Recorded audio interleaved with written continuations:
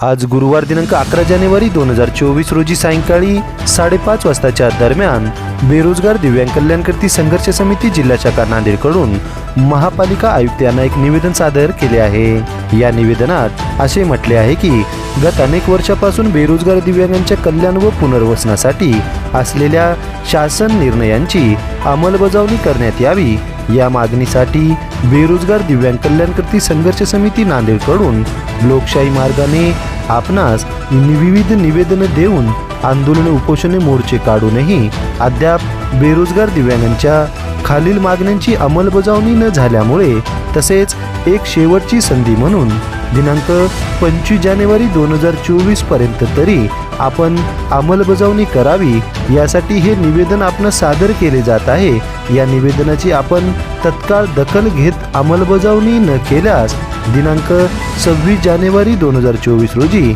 गणराज्य दिवस या दिवशी आपल्या दालनात, आपल्या कार्यालयात, आपल्या कार्यालयावर, आपल्या निवासस्थानी एकाच दिवशी वेगवेगळ्या स्वरूपाचे तीव्र ते अतितीव्र स्वरूपाचे आंदोलन करण्यात येणार आहे। तसेच याची देखील आपण दखल न घेतल्यास हेच आंदोलन कायम दुसऱ्या दिवशी दिनांक 27 जानेवारी 2024 रोजी सुद्धा कायमच राहणार आहे।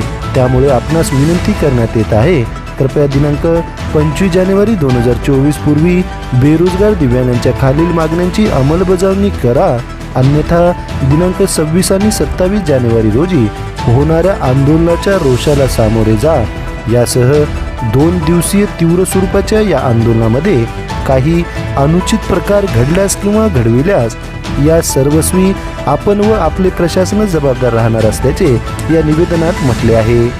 या निवेदनात एकूण मागण्या, त्यामध्ये प्रथम क्रमांकची मागणी दिव्यांग व्यक्ती अधिकार अधिनियम RPWD ॲक्ट 2016 ची अंमलबजावणी करणे।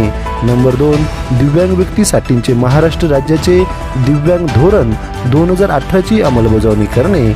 नंबर 3 नगरविकास विभागाचे शासन निर्णय निर्गमित झाले तेव्हापासून ते आजपर्यंतचा बेरोजगार दिव्यांगांचा राखीव निधी 25 जानेवारी 2024 पर्यंत खर्च करण्यात यावे।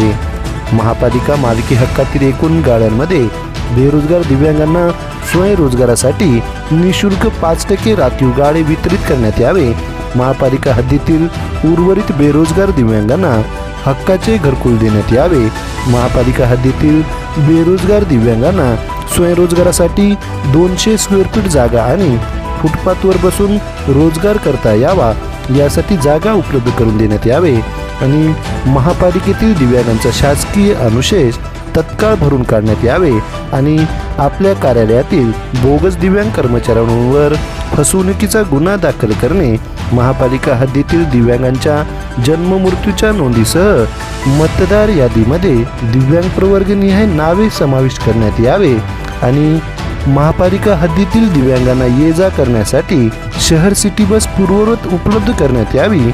यासह महापालिका हद्दीतील मंडई ठेके, पार्किंग ठेके बेरोजगार दिव्यांगांना स्वयंरोजगारासाठी उपलब्ध करून देण्यात यावे।